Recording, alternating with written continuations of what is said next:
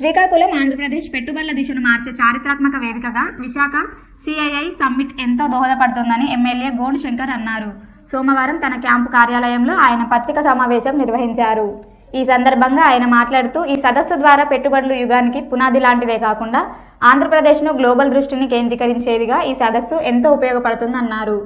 రాయలసీమ, కోస్తాంధ్ర, ఉత్తరాంధ్ర 3 ప్రాంతాలకు సమానంగా పెట్టుబడులు వ్యాచించే దిశగా మంత్రి లోకేష్ ప్రత్యేక చొరవ చూపి కంపెనీలకు ప్రతిపాదనలు చేశారు. ప్రతి రంగానికి స్పష్టమైన పాలసీలు రూపకల్పన చేసి సింగిల్ విండో సిస్టమ్ ద్వారా పెట్టుబడులకు అన్ని అనుమతులు వేగంగా ఇవ్వడం వంటి వాటికి కూటమి ప్రభుత్వం చొరవ తీసుకుంటుందని తెలిపారు. పీయూష్ గోయల్ గారు కామర్స్ మినిస్టర్ గారి ఆధ్వర్యంలో ఆంధ్రప్రదేశ్ని పెట్టుబడుల హబ్గా మార్చేందుకు సీఎం చంద్రబాబు గారు అలాగే మంత్రి నారా లోకేష్ గారు ఎంతో వ్యూహాత్మకంగా శ్రమిస్తున్నారో నిరూపణ సిఐ భాగస్వామి సదస్సు నిలిచింది.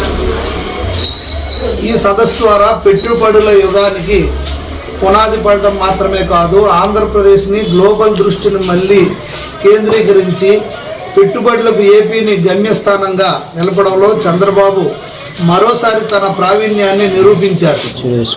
రాయలసీమ, కోస్తాంధ్ర, ఉత్తరాంధ్ర 3 ప్రాంతాలకు సమానంగా పెట్టుబడులు వచ్చేలా మంత్రి లోకేష్ ప్రత్యేకంగా కంపెనీలను గైడ్ చేశారు.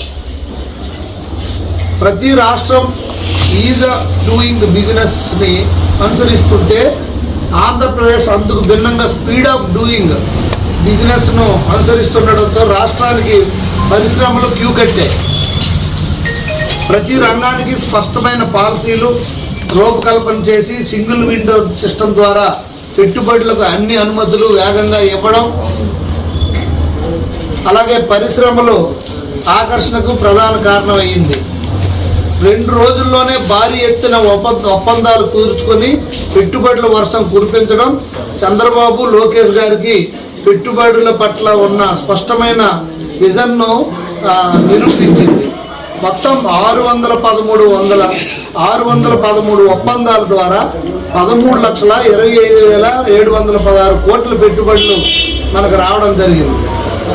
సో దానికి ఉదాహరణ ఇన్ని కోట్లు వచ్చినందువల్ల 16,13,188 ఉద్యోగాలు రావడం రాష్ట్ర అభివృద్ధి పట్ల పెట్టుబడిదారులకు నమ్మకానికి ప్రత్యక్ష సాక్ష్యం. అంచనాలకు మించి పరిశ్రమలు ఏపీ వైపు పరిగెత్తి రావడం చంద్రబాబు, లోకేష్ నాయకత్వంలో అభివృద్ధి మళ్ళీ ట్రాక్స్ కి వచ్చిందని నిరూపించింది. సదస్సుకు ఒకరోజు ముందే రాష్ట్రంలో పెట్టుబడుల వరదలు మొదలైంది. 3,65,304 కోట్ల పెట్టుబడులు, 1,26,471 ఉద్యోగ అవకాశాలు సృష్టించే 35 సంస్థలతో ప్రభుత్వం ఒప్పందం కుదుర్చుకోవడం చూస్తుంటే ప్రభుత్వంపై, పారిశ్రామికవేత్తల్లో, అలాగే ఎన్డీఏ కూటమి పైన, అలాగే గౌరవ ముఖ్యమంత్రి వర్యుల పైన, లోకేష్ అన్న పైన విశ్వాసం ఎలా ఉందో తేటతెల్లమైంది. తొలి రోజు 8.26 lakhs కోట్ల భారీ పెట్టుబడులు, వాటి ద్వారా 12.05 లక్షల ఉద్యోగాలు నమోదవడం ఏపీ అభివృద్ధికి గట్టి బలం.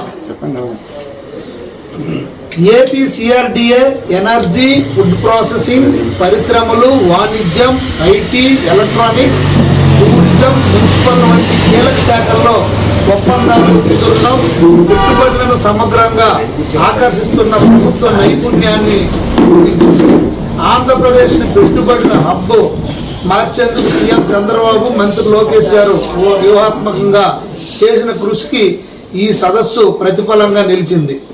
జగన్ రెడ్డి గత 5 సంవత్సరాలు చేసిన విధ్వంసకర విధానాలకు భయపడి రాష్ట్రం నుండి వెళ్ళిపోయి రెన్యూ, హీరో ఫ్యూచర్స్, ఏబీసీ వంటి కంపెనీలు సైతం చంద్రబాబును అనుసరిస్తున్న విధానాలు, లోకేష్ అమలు చేస్తున్న స్పీడ్ ఆఫ్ డూయింగ్ బిజినెస్ కు ఆకర్షితులై లూలు లాంటి సంస్థలు అన్ని కూడా మళ్ళీ తిరిగి రాష్ట్రానికి వచ్చాయంటే అది గౌరవ ముఖ్యమంత్రి వర్యులు, అలాగే మానవ వనరుల శాఖ మంత్రి లోకేష్ అన్న గారికి ఉన్న చిత్తశుద్ధి.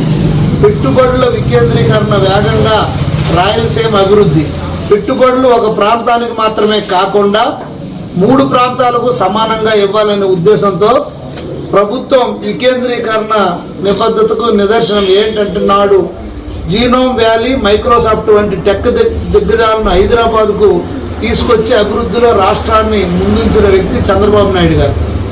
నేడు కూడా ప్రతి ప్రాంతానికి ఒక ప్రధానమైనటువంటి పరిశ్రమను తీసుకొచ్చి అభివృద్ధిలో ముందుంచుతున్నారు. సిఐఐ సమ్మిట్లో పవర్ సెక్టార్లో కుదుర్చుకున్న అధిక శాతం పెట్టుబడులు రాయలసీమకే రావడం, అలాగే రాయలసీమ అభివృద్ధిపై ముఖ్యమంత్రికి ఎంత శ్రద్ధ పెడుతున్నారో అర్థమవుతుంది. Drone, renewable energy, manufacturing, textiles హబ్గా రాయలసీమను, quantum, aqua, port based industrial hub, అలాగే horticulture, petrochemical, education, health, medical hub, కోస్తాంధ్రాను, అలాగే data tech, IT, AI, food processing, electronics హబ్బుల్ని ఉత్తరాంధ్రాను అభివృద్ధి చేయడానికి ప్రభుత్వం పూర్తిగా నిబద్ధతతో ఉంది. సిఐఐ సదస్సులో ప్రతి జిల్లాకి ప్రాధాన్యత లభించింది. ప్రతి జిల్లాకు పరిశ్రమను తీసుకొచ్చారు. ఇదే అసలైన పెట్టుబడుల వికేంద్రీకరణ అంటే. ఉదాహరణకి మొన్న మనం పలాసలో ఎయిర్పోర్ట్ కార్గో కోసం కూడా airport authority of India, Andhra Pradesh government MoU కూడా చేసుకున్నాం. అది కూడా మీ అందరికీ తెలిసిందే. సిఐ సదస్సులో ప్రతి జిల్లాకి ప్రాధాన్యత లభించింది. ప్రతి జిల్లాకు పరిశ్రమలు తీసుకొచ్చారు. ప్రతి ప్రాంతాన్ని సమన్వయం చేశారు గౌరవ ముఖ్యమంత్రి నారా చంద్రబాబు నాయుడు గారు. సదస్సు విశాఖలోనే జరిగి ఉండొచ్చు, కానీ పెట్టుబడులు మాత్రం యావత్ రాష్ట్రానికి విస్తరించేలా సీఎం చంద్రబాబు గారు, లోకేష్ అన్న పూర్తిగా కృషి చేశారు. రెన్యూవబుల్ ఎనర్జీ, మ్యానుఫ్యాక్చరింగ్ రంగాల్లో పెట్టుబడులు రాయలసీమకు అధికంగా వస్తే, క్వాంటమ్, పెట్రో, ఆక్వా, పోర్ట్ ఆధారిత రంగాల్లో కోస్తాంధ్రకు, ఐటీ, ఏఐ, ఫుడ్ ప్రాసెసింగ్ రంగాల్లో విశాఖకు అధికంగా పెట్టుబడులు వచ్చాయి. ఇది ఒక్కటే కాదు, ప్రతి నియోజకవర్గానికి ఒక ఎంఎస్ఎంఈ పార్క్ ఏర్పాటు చేసి ఇంటికో పారిశ్రామికవేత్తను తయారు చేయాలని స్పష్టమైన ప్రణాళికతో ప్రభుత్వం ముందడుగు వేస్తుంది. దాంతో పాటుగా మేము ఏదైతే సూపర్ 6లో భాగంగా 20 లక్షల ఉద్యోగాల కల్పనే ధ్యేయంగా మేము మొదటి నుండి పెట్టుకోవడం జరిగింది. దాని దిశగా ఆల్రెడీ 1,00,000 పైచిలకు ప్రైవేట్ కంపెనీల్లో ప్రతి 3 నెలలకు ఒకసారి ఇక్కడ మేము జాబ్ మేళాలు కండక్ట్ చేసి వారికి జాబ్లు ఇవ్వడం జరుగుతుంది. అదే కాకుండా శరవేగంతో ఇక్కడ భోగాపురం ఎయిర్పోర్ట్ కానీ, అక్కడ మూలపేట పోర్టు కానీ మనం శరవేగంతో పనులు పూర్తి చేసుకోవడానికి పూర్తిగా చేశాం. అలాగే ప్రపంచంలో అదర్ దాన్ యుఎస్ఏ గూగుల్ సంస్థ అతి పెద్ద పెట్టుబడి 1,30,000 కోట్లతో ఇక్కడ పెట్టబడుతుంది. అది అందరికీ తెలిసిందే. ఇలాగా ఆ విధ్వంసకర పరిస్థితుల నుండి ఇప్పుడు కూడా ఎన్నో దొంగ రకాల మెయిళ్లు పంపించడం, దొంగతనంగా ఇక్కడికి రావద్దని వాళ్ళని థ్రెటన్ చేయడం, అలాగా ఎంతో ఇబ్బందికర పరిస్థితులు గురి చేస్తుంది వైసీపీ పార్టీ. ఇప్పటికి కూడా వీటిని అన్నింటినీ తిప్పుకొట్టి సింగపూర్కి వెళ్ళి మళ్ళీ సింగపూర్ గవర్నమెంట్తో మళ్ళీ మనం వాళ్ళతో అవగాహన కుదుర్చుకొని సిఆర్డిఏ క్యాపిటల్ రీజన్ ఏదైతే ఉందో దాన్ని డెవలప్మెంట్ చేయడానికి మళ్ళీ పూర్తిగా సింగపూర్ ప్రభుత్వం మనకు సహాయ సహకారాలు అందిస్తామని మాట ఇవ్వడం జరిగింది. దీంతో పాటుగా ఇప్పుడు ప్రాజెక్ట్స్ కానీ, ఈవెన్ ఇరిగేషన్ ప్రాజెక్ట్స్ కానీ, పోలవరం కానీ, అలాగే అమరావతి డెవలప్మెంట్ కానీ ఒక పక్క రాష్ట్రం అభివృద్ధి తీసుకెళ్తూ పెద్ద ఎత్తున పెట్టుబడుల్ని ఆకర్షిస్తున్నాం. దాని అంతటికీ కారణం చంద్రబాబు నాయుడు గారికి.